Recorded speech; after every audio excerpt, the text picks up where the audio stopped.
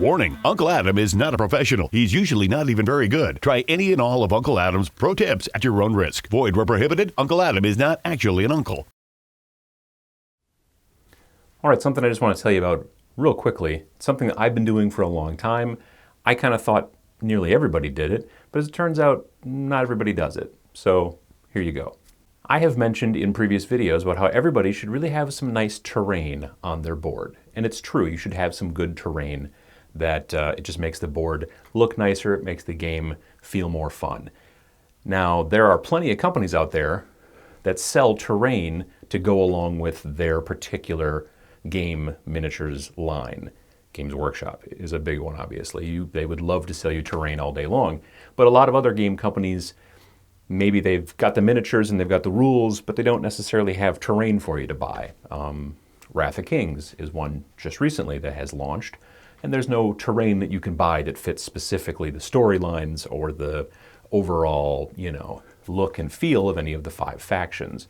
So you need to build your own terrain if you want it to look nice. There's tons of people out there who will tell you a lot about terrain and how to build it, and that's great, and you should go look at all those videos. I can wait, but I'm just going to tell you one more thing before you go off to look at all those videos about technique, and that is, where does the idea come from? Where do you get the idea for what you want your terrain to look like? How many people here watching this video right now, and I'm going to raise my hand, when you were a little kid and you were in school and you were in art class and they gave you crayons and paper and pencils and then they draw something, and then you're like, I don't know what to draw. This is the same issue with terrain. So what do you do to kind of get over that hump? How do you kind of figure out and go, oh yeah, no, I could do this, or I could do that, or I could do, you want examples. You turn to the internet, as you do with most things. But just searching through Google, yeah, that'll help. But what I really like to do is to go to eBay and you search for something like Warhammer terrain, Wargaming terrain.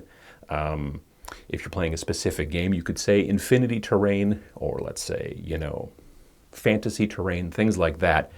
And then you will find all kinds of cool pieces, and a lot of terrible ones, but a lot of cool pieces that you could either just buy outright, that's cool.